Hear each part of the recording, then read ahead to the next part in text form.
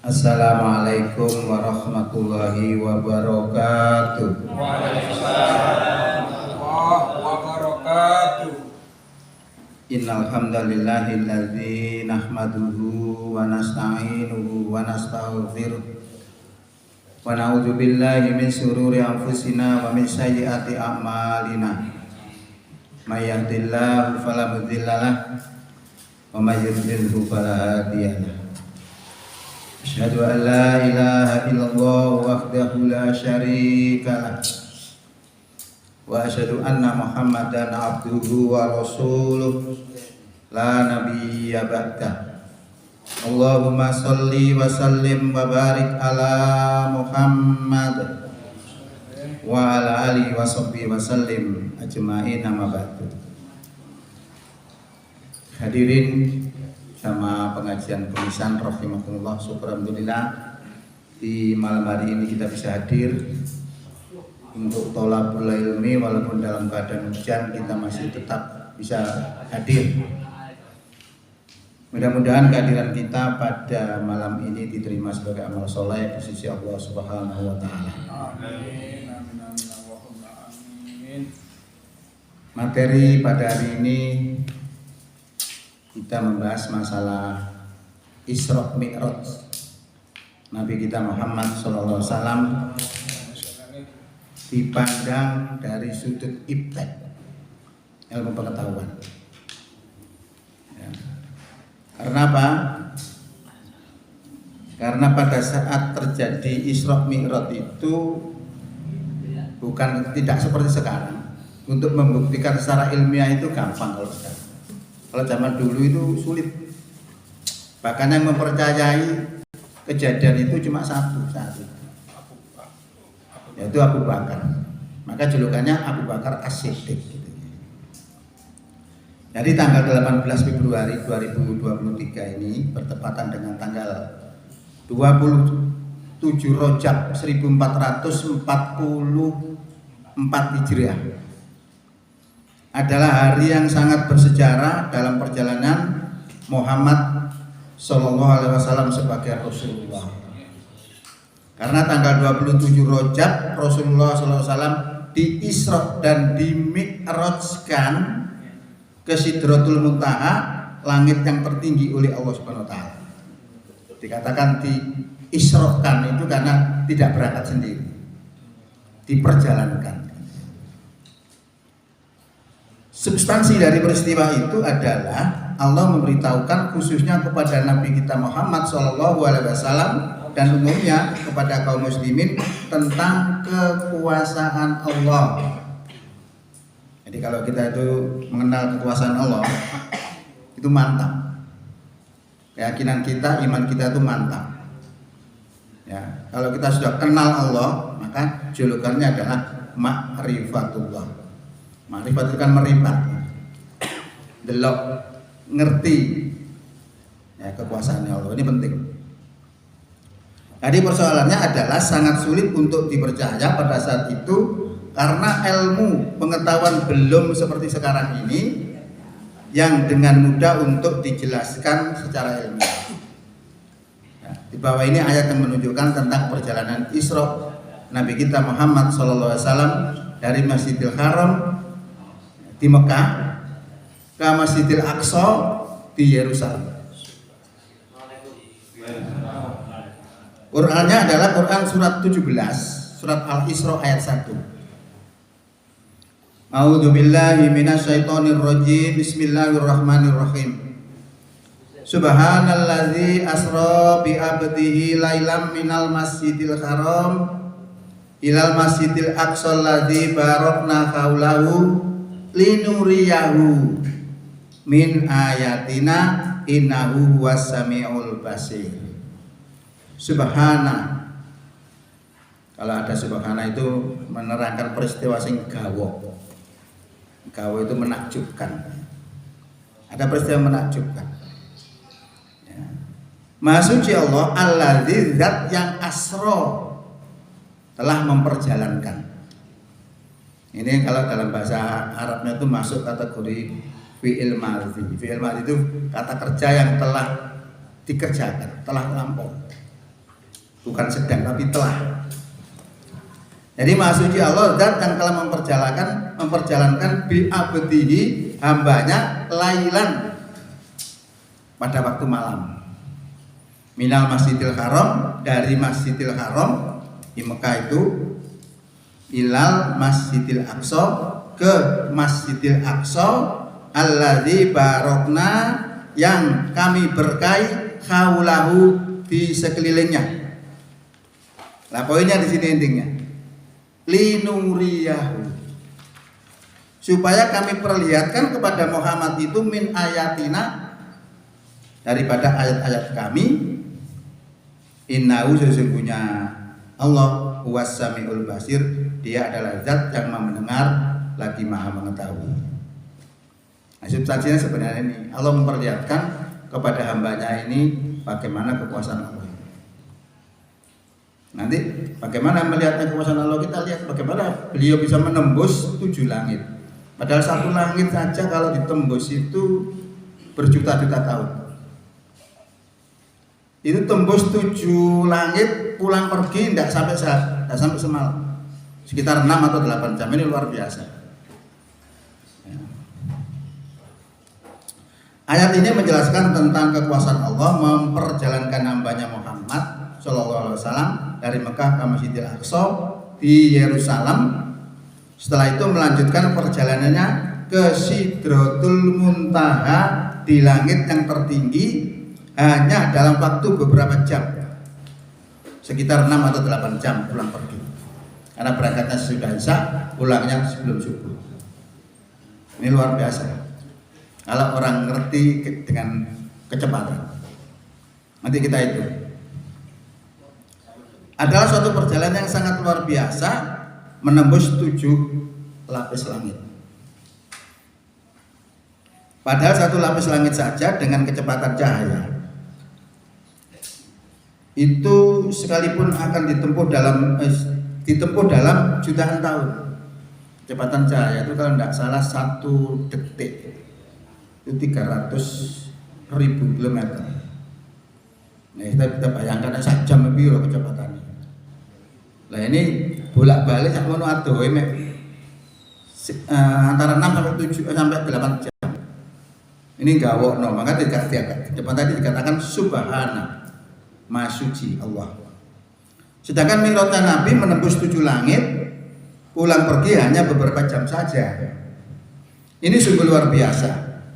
Hal ini bisa dipahami memang karena Rasulullah SAW tidak berangkat sendiri, melainkan diperjalankan.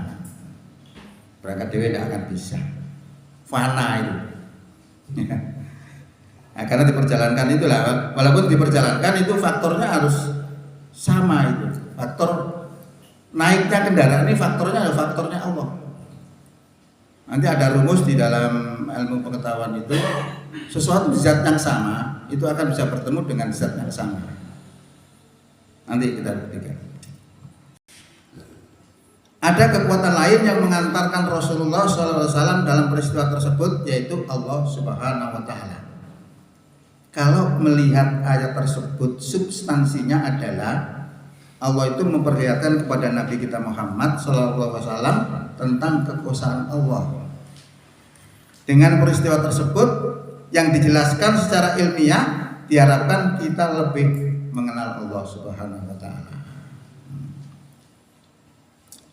Nah, kita lihat beberapa kekuasaan Allah ini, dan maka untuk memantapkan keyakinan kita mengenal Allah itu luar biasa.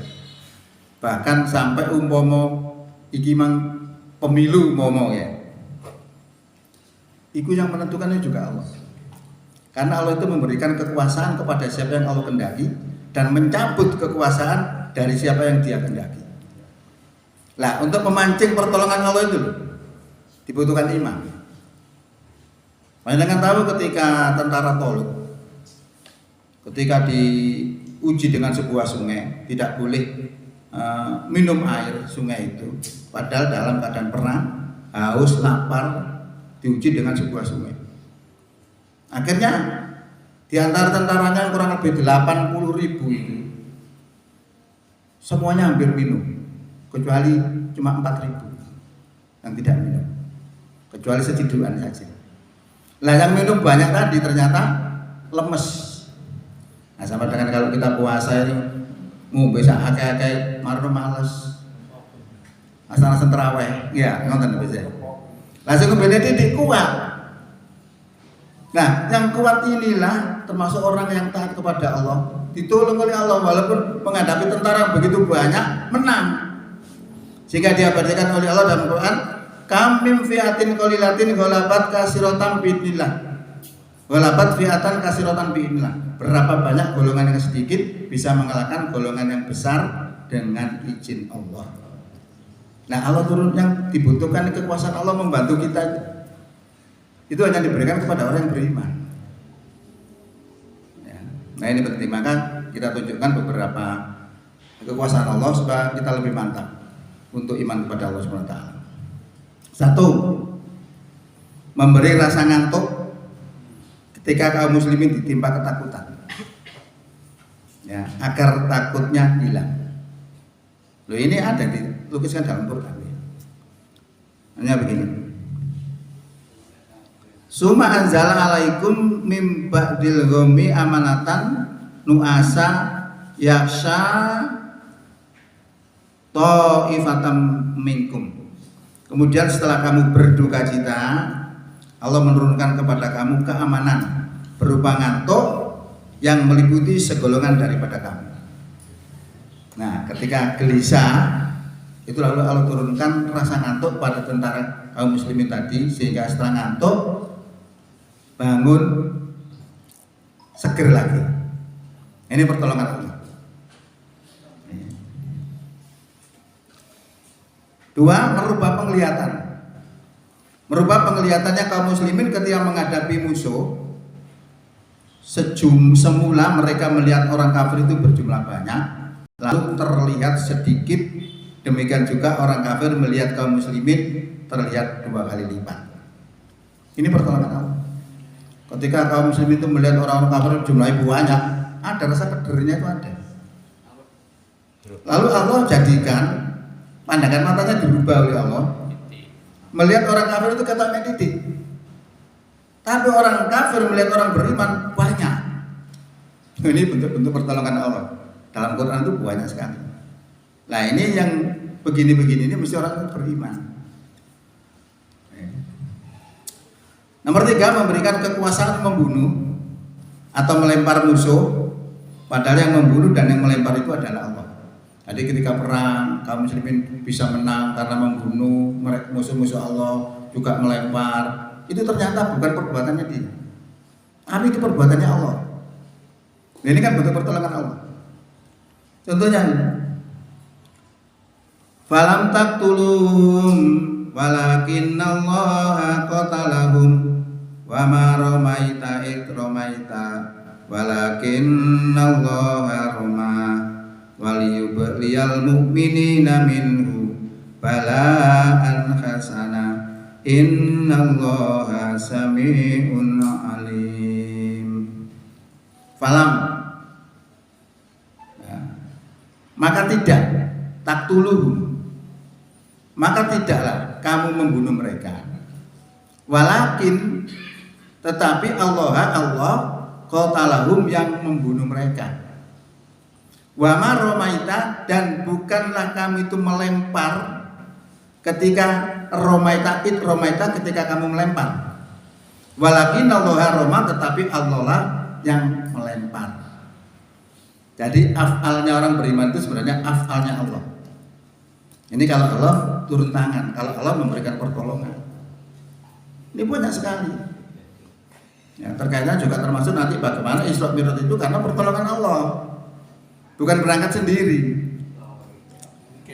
Waliyubliyal mu'minina, supaya Allah memenangkan orang beriman minhu daripadanya itu balaan hasanan dengan kemenangan yang baik. Innallaha sami'un alim, sesungguhnya Allah zat yang maha mendengar lagi maha mengetahui. Nomor 4, menyembuhkan Nabi Ayub. Nabi Ayub itu asalnya orang kaya, anaknya banyak, diuji oleh Allah dengan sakit. Gak waras-waras. Dobatan langsung bawa orang gak waras. Sampai hartanya habis, sampai istrinya jengkel. Cara wong pulo ngenten, kapan Mas men waras iki Mas? Kira-kira ngoten. Saking jengkele bojone ya. Akhirnya nadar, karena aku meneh waras tak kepuk ping 100. Nadar gitu. Lah, Allah berikan kesembuhan apa? Ayo kata. Ya. Nabi Ayub disuruh ngedrukno kaki ini ke tanah 3 kali. Langsung sembuh. Nah ini berarti yang menyembuhkan itu Allah. Kalau kita berobat, suntik, sipil, macam-macam itu hanya sarana saja. Kalau Allah tidak menyembuhkan, nggak akan bisa. Ya. Nah itu salah satu contoh. Lalu nomor 5 menyembuhkan Nabi Yakub. Nabi Yakub itu bapaknya Nabi Yusuf. Ya, Nabi Yusuf dengan punya saudara beberapa gitu. Nah ini diberi sakit buta. Tapi beliau ini sabar. Maka julukan itu Sabrun Jamil, sabar sih bagus. Tahan. Dia paham, dia diuji oleh Allah. Nah, sembuhnya gimana? Sembuhnya itu demel. Ya. Lambine Nabi Yusuf itu dikon nglempar nang wajahe Nabi Yakub. Waras ketika. Ini kita kalau mengenal Allah itu, makanya kalau Allah berkehendak sudah bim salah bim caranya kun fayakun bahasa Arabnya gitu. Nah, nek terus sembuh ya apa? Berarti kita masih diuji supaya sabar, nek sabar iso ngrontokno dosa kan begitu ya. Nah, ini kalau kita mengenal Allah itu enaknya seperti itu. Nomor 6, menjadikan seorang yang mandul, ya. Orang yang mandul lagi sudah tua itu bisa hamil.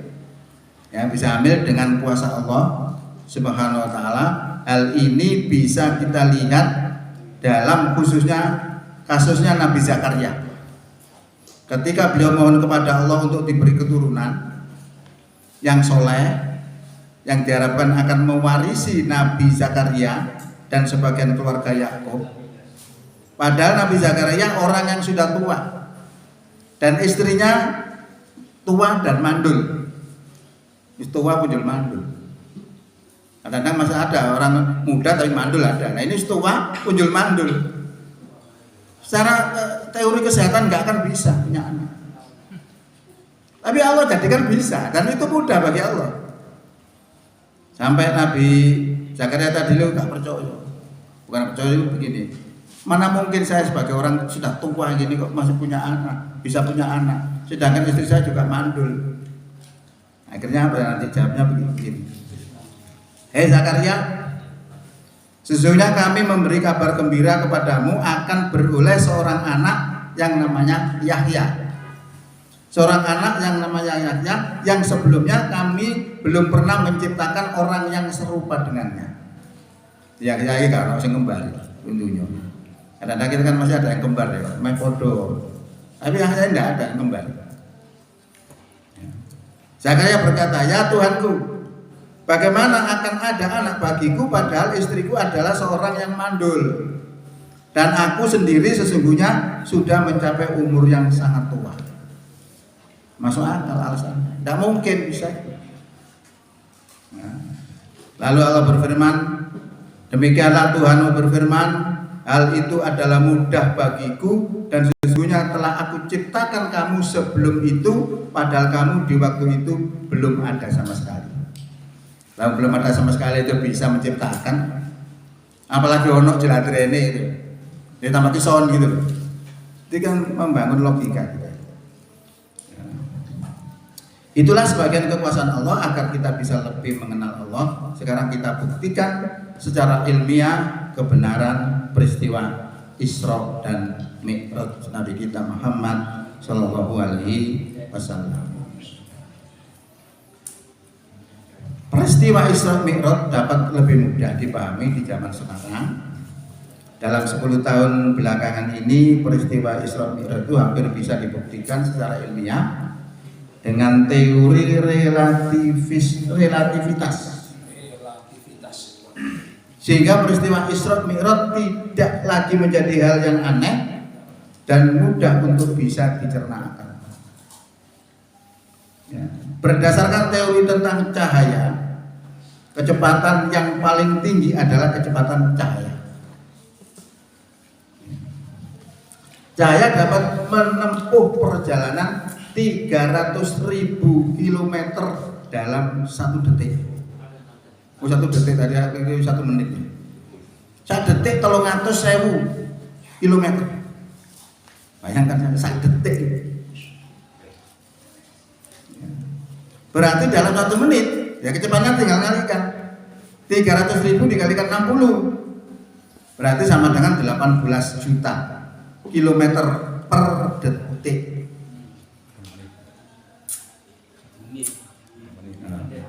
18 kilometer per menit. Nek sak jame pengen sudah mana? Kalau dalam 1 jam berarti 18 juta dikalikan 60, berarti 1.080.000.000 kilometer per jam. Itu kecepatan cahaya. Itu ilmu pengetahuan, bukan ngarang. Ahli-ahli ilmu sudah ngerti itu kecepatan itu.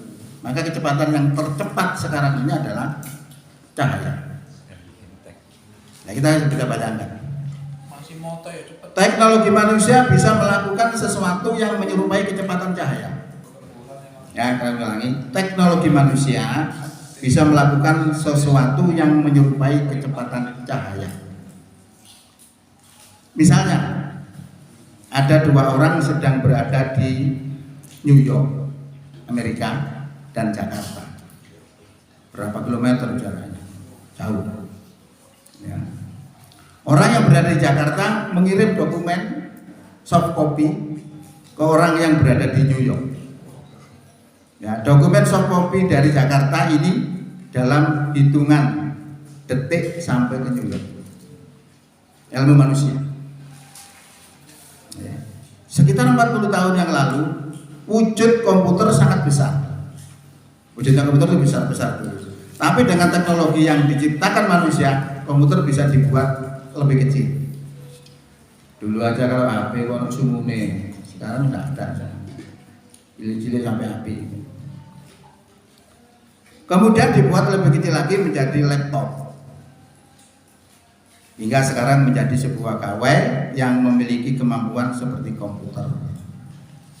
Ya, sekarang gawai bisa mengirim file dengan cepat meski jaraknya sangat jauh. Ini membangun logikanya. Jadi maknanya teknologi manusia juga bisa melakukan itu. Sekarang kalau tentang teknologi teleportasi, Allah sudah pernah menghadirkan teknologi teleportasi di dunia ini di zaman Nabi Sulaiman alaihissalam. Ya. Dalam surat An-Naml ayat 38-40 diceritakan sehinggasana Ratu Bilqis itu dipindahkan dalam sekejap. Itu caranya kalau tidak salah itu dengan kerajaan Ratu Bilqis dengan Nabi Sulaiman itu sekitar 60 kiloan. Kira-kira Surabaya. Nabi Sulaiman menantang kepada kelompok jin untuk memindahkan singgasana. Jadi ilmu-ilmuwan ternyata ada dalam Islam itu. Ifrit itu seorang jin namanya Ifrit. Itu menyanggupinya dan mengatakan mampu memindahkan singgasana sebelum Nabi Sulaiman bangun dari tempat duduknya. Kemana lo gara-gara 5 menit tur, 5 menit wis teko. Kesanggupan Ifrit dengan ilmunya Ifrit. Tetapi teknologi orang bertakwa yang mempunyai ilmu dari kitab mengatakan bisa memindahkan singgasana sebelum mata Sulaiman berkedip. Wah, luar biasa. Ya. Sulaiman baru kedip belum wis teko. Ini tantangan orang beriman. Ini dilakukan orang-orang beriman. Berarti jin ini masih kalah dengan orang beriman. Dulu ada seperti itu. Nggak tahu kalau sekarang ada enggak. Ya. Nah ini kan luar biasa. Nah, nanti logikanya gampang aja.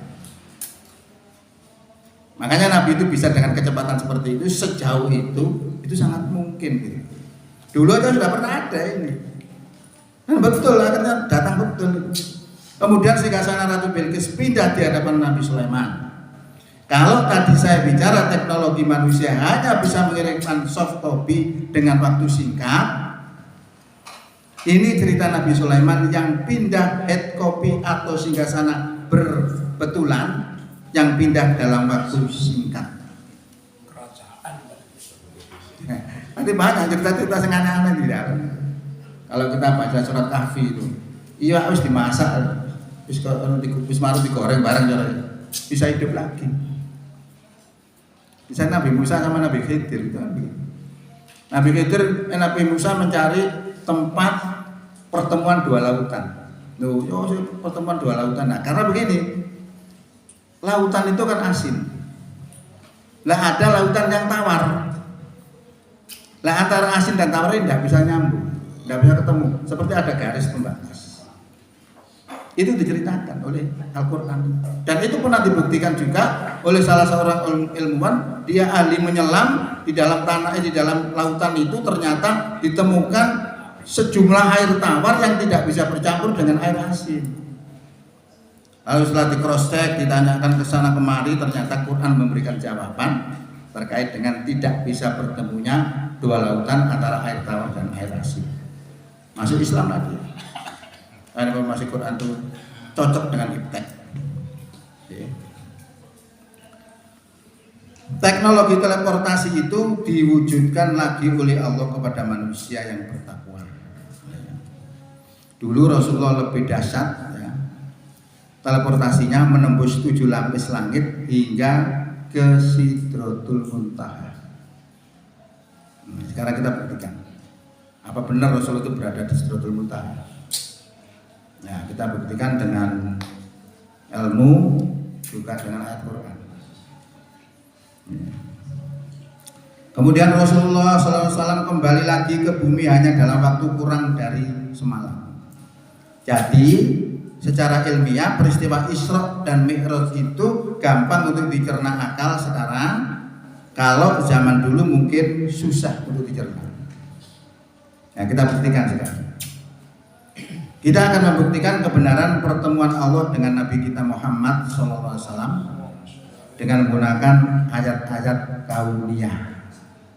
Jadi ayat itu ada dua, ayat yang ada dalam kitab dan ada ayat yang di luar kitab yang disebut ayat kauniyah. Ya, ayat kauniyah itu ada di alam tapi tidak ada di dalam kitab.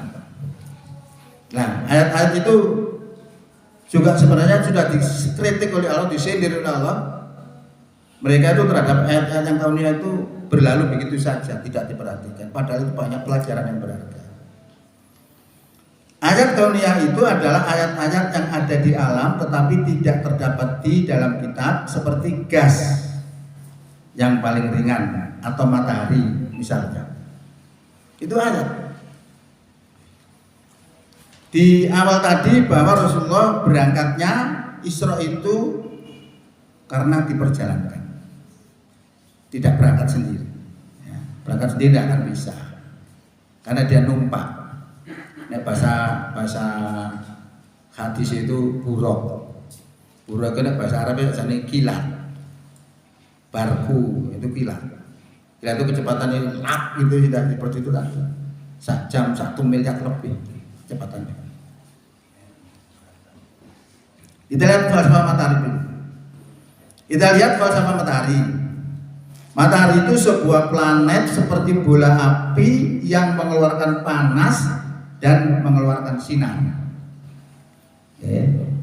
Konon sinar matahari ini sampai ke bumi itu memakan waktu jutaan tahun. Baru sinarnya sampai ke bumi. Jadi yang kita terima tadi pagi, tadi siang itu jutaan tahun terbitnya di sana, baru sampai di sini jutaan tahun. Itu ilmu pengetahuan. Semua yang mendekat kepada matahari pasti fana, sirna. Hanya ada satu yang bisa mendekat kepada matahari, yaitu sinarnya sendiri. Kok iso tidak? Kok saja ketemu? Karena sinarnya berasal dari matahari itu sendiri. Nah, jadi mengapa sinarnya bisa sampai kepada matahari? Jawabnya adalah karena sinar matahari tersebut terbit dari matahari itu sendiri, di mana sinar matahari itu zatnya sama dengan zatnya matahari tersebut. Ya. Artinya dapat disimpulkan bahwa zat yang sama akan dapat bertemu dengan zat yang sama. Jadi kalau di luar zatnya matahari, fana akan hancur di sekitar matahari. Karena matahari itu panas. Itu kesimpulan begitu. Sekarang kita lihat falsafah gas. Maksudnya gas itu ngomong gas itu bukan ya. Gas itu semacam zat yang banyak kelembungan di sini. Zat itu bisa naik, itu gas namanya. Kalau sebuah balon kita isi dengan gas yang ringan sekali, kemudian kita ikat dan kita lepas, maka balon tersebut akan bergerak naik ke atas, gitu. Di mana berhentinya? Balon itu akan berhenti kalau gas yang ada dalam balon tersebut sama dengan gas yang ada di luar balon. Ya, di mana saja balon memandang, maka gas yang ada di dalam balon akan sama dengan gas yang ada di luar balon. Nah, Quran bunyi begini. Ainama takunu fasama wajhullah. Di mana saja kamu berada, maka disitulah wajah Allah. Jadi di mana saja kita hadapkan wajah kita, disitulah ada tanda-tanda kekuasaan Allah. Sama, hampir sama. Jadi ini melogikakan secara ilmiah peristiwa-peristiwa yang terjadi. Jadi ini tafsirnya, itu namanya tafsir bil ilmi. Karena tafsir itu ada 8. Tidak semua tafsir bisa dilihat dengan bil maksur, tidak semua. Kalau dulu pernah Pak Mas Yudi tanya itu, satu hari di dunia, satu hari di akhirat sama dengan 1000 tahun di dunia. Ada lagi ayat yang mengatakan satu hari di akhirat sama dengan 50.000 tahun di dunia. Ini kan bertentangan. Nah, ini penjelasannya harus menggunakan metode ilmiah. Jadi tafsir itu begitu. Tidak selalu harus asbabun nuzulnya belum tentu ada. Tidak semua ayat itu ada asbabun nuzulnya. Ya, tergantung. Makanya mempelajari Quran itu metodenya, kalau misalnya metode tahlili itu mentafsir Quran dari Fatihah sampai Nas, itu dibutuhkan orang yang betul-betul pintar. Karena apa? Di dalam Quran itu ayatnya bermacam-macam ilmu. Ketika nggak menguasai, tidak bisa memberikan penafsiran yang benar. Nah, itu yang menjadi masalah. Lanjut lagi. Itu falsafah gas. Dengan teori tersebut bahwa sampainya Rasulullah bisa sampai ke hadirat Allah di Sidratul Muntaha karena Rasulullah tidak berangkat sendiri, melainkan diberangkatkan dengan suatu alat. Yang alat itu tentunya zatnya sama dengan zatnya Allah. Tadi kan sama, zat yang sama akan bisa bertemu dengan zat yang sama. Nah, ini sama aja. Rasulullah bisa ke sana karena naik zat yang berasal dari Allah. Ya, di dalam penjelasan secara ilmiah oleh seorang tokoh sufi, tetapi juga profesor, alat itu adalah disebut nurullah, cahaya Allah yang berasal dari Allah. Cahaya Allah itu dilukiskan oleh Allah dalam Quran surat 24 ayat 35. Surat 24 itu surat Nur. Ini surat An-Nur. Bunyinya gini. Allahu nurus samawati wal ard. Masalu nurihi kamiskatin fiha misbah. Al misbahu fi zujajah. Az-zujajatu ka'annaha kawkabun durriyun yuqadu min sajaratin mubarakatin zaitunatil la sarqiyatin wala gharbiyah yakadu zaituha yudhi'u walau lam tamsashu nar nurun ala nur yahdillahu linurihi man yasha wa yadribullahul amsala linnas wallahu bikulli syai'in alim. Ini menerangkan cahaya. Allahu nurus samawati wal ardh. Allah itu pemberi cahaya langit dan bumi. Masalun nurihi, perumpamaan cahayanya kamiskatin fiha misbah, seperti sebuah pelita yang berada di dalam sebuah lubang. Ya. Al-misbahu fi zujajah, dan pelita itu berada di dalam sebuah kaca. Kacanya itu seperti bintang.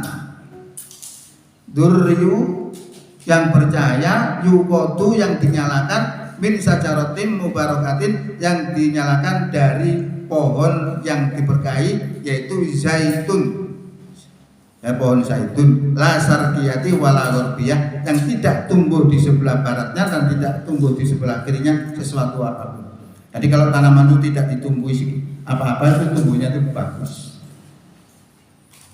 Yakadu zaituha, hampir saja itu cahaya tadi itu menyinari, bersinar, walau lam tamsasunar, walaupun tidak tersentuh oleh api. Nggak usah pakai zaitun.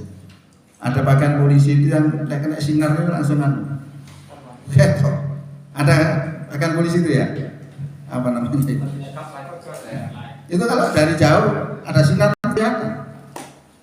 Jadi berarti itu bisa kita lihat di sini. Walau lam tamsasunar, walaupun tidak tersentuh oleh api. Nurun ala nurin, cahaya di atas cahaya. Yahdilahu linurihi mayasa. Yahdilahu, Allah memberikan petunjuk linurihi terhadap cahayanya tadi, mayasa, kepada siapa yang Allah kehendaki. Jadi cahaya itu tergantung diberikan kepada siapa. Wa yatribullahu amsalan nas, dan Allah membuat perumpamaan linnas untuk manusia. Wallahu bikulli syai'in alim, dan Allah terhadap sesuatu, segala sesuatu, alimun, mengetahui. Ini yang digambarkan oleh seorang profesor yang ahli sufi tadi. Ini loh cahaya Allah. Nah, Rasulullah itu naik cahaya. Karena ini berasal dari Allah, maka akan bisa sampai kepada Allah. Bahkan malaikat aja nggak bisa menembus itu. Ya, kan sebelum sampai ke Sidratul Muntaha sudah dilepas. Nah, mungkin zatnya beda. Kalau dalam bahasa hadis dinamakan buraq. Inilah pembuktian secara ilmiah mengapa Nabi kita bisa sampai ke Sidratul Muntaha, karena diantar oleh cahaya Allah. Tadi teorinya sinar bisa sampai kepada matahari karena sinar berasal dari matahari. Ini cahaya Allah bisa sampai kepada Allah karena dia berasal dari Allah. Lah ini yang mengantarkan Rasulullah, ya ini. Itu secara ilmiahnya begitu. Sekarang akan kita buktikan berdasarkan teks Quran bahwa Rasulullah memang benar-benar berada di Sidratul Muntaha, tempat tertinggi. Nah, tadi kita buktikan secara ilmiah seperti itu. Tadi mungkin, sangat mungkin. Nah, Qurannya gimana? Kalau Isra tadi sudah kita buktikan. Subhanalladzi asra bi abdihi lailan minal masjidil haram ilal masjidil aqsa alladzi barakna haulahu linuriyahu min ayatina wa huwas samiul basir. Ya, linuriyahu diperjalankan. Nah, sekarang bagaimana bukti kalau Rasulullah berada di Sidratul Muntaha? Apakah benar? Apakah ada Quran yang menjelaskan itu? Nah, ini perlu kita ketahui.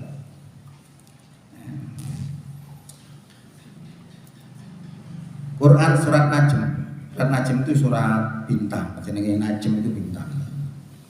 Walaqad ra'ahu nazlatan ukhra. Dan sesungguhnya Muhammad telah melihat Jibril itu dalam rupanya yang asli pada waktu yang lain. Jadi Jibril itu melihat Muhammad melihat Jibril itu ada ada dua macam waktu. Ketika dia berada di Gua Hira, ketemu dengan malaikat itu, gemeter, pertama kali menerima wahyu. Sekarang yang kedua ini ketemu dalam wujud asli di Sidratul Muntaha. Ya, jadi disebutkan walaqad ra'ahu nazlatan ukhra, dan sesungguhnya Muhammad telah melihat Jibril itu dalam rupa yang asli pada waktu yang lain. Inda Sidratil Muntaha, yaitu di Sidratul Muntaha. Ini Allah yang mengatakan. Jadi Nabi Muhammad itu berada di Sidratul Muntaha, betul. Quran. Tadi sudah kita buktikan secara ilmiah sangat bisa ke sana karena zatnya sama. Indaha jannatul ma'wa. Di dekatnya ada surga tempat tinggal. Ini berdasarkan ini surga di sana. Ada di Sidratul Muntaha. Dekatnya di situ ada surga tempat tinggal. Id yaksas sidrata ma yaksa. Muhammad melihat Jibril ketika di Sidratul Muntaha diliputi oleh sesuatu yang meliputinya. Jadi Muhammad melihat Jibril di Sidratul Muntaha. Sidratul Muntaha itu tempat yang tinggi. Ya, yang pada waktu itu diliputi oleh sesuatu yang meliputi. Ya. Mazahul basaru wa maqaw. Penglihatannya Muhammad tidak berpaling dari yang dilihatnya itu dan tidak pula melampauinya. Tertegun melihat yang belum pernah dia lihat. Ya, bagaimana di Sidratul Muntaha itu matanya nggak berkedip sedikit pun. Maka disebutkan dia tidak berpaling dari yang dilihatnya itu dan tidak pula melampauinya. Laqad ra'a min ayati rabbihil kubra. Sesungguhnya dia telah melihat sebagian tanda-tanda kekuasaan Tuhannya yang maha besar. Nah, di sini Rasulullah melihat kekuasaan Allah yang maha besar itu. Maka ayat yang pertama tadi disebutkan linuriyahu, untuk memperlihatkan kepada Muhammad min ayatina, sebagian daripada ayat-ayat kami. Hari ini ngaji ini itu sebenarnya untuk memperkuat tauhid kita tentang kekuasaan Allah. Jadi kesimpulannya, mari simpul Islam sama kurang didik. Memahami peristiwa Isra dan Mi'raj adalah memahami akan kekuasaan Allah yang maha kuasa berbuat apa saja.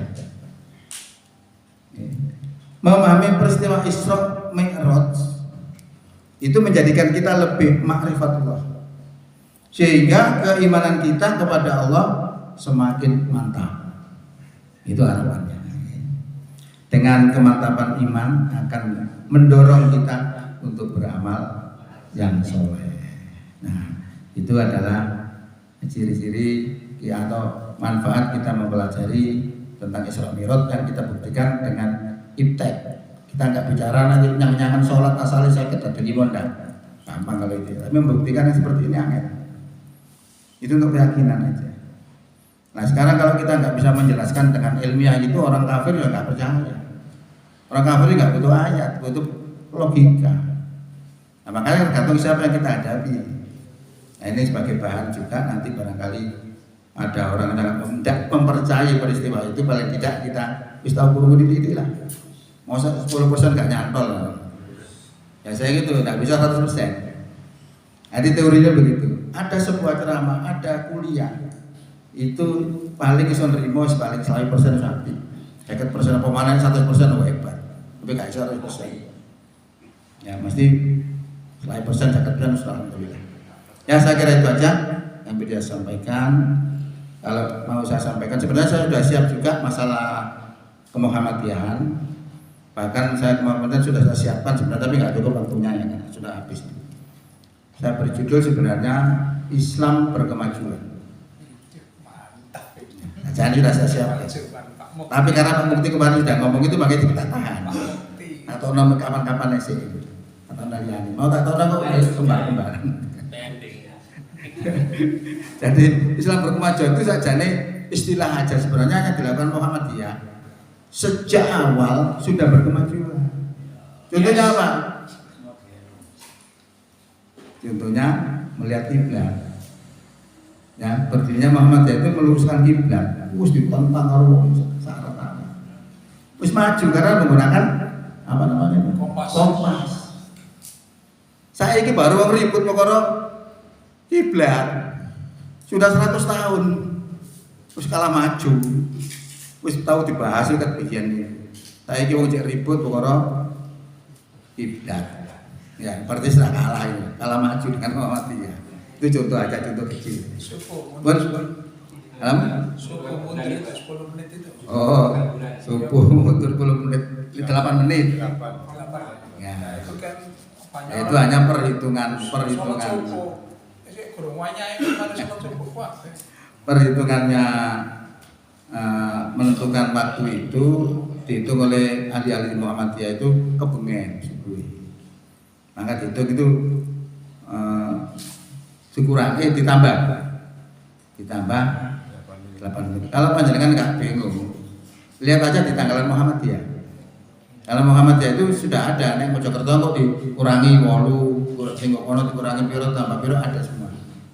Nggak bingung. Ya kalau nggak ngerti masalahnya sudah jadi bingung. Saya kira itu aja yang bisa disampaikan, mudah-mudahan bermanfaat. Bila taufik wal hidayah. Assalamualaikum warahmatullahi wabarakatuh. Waalaikumsalam warahmatullahi wabarakatuh.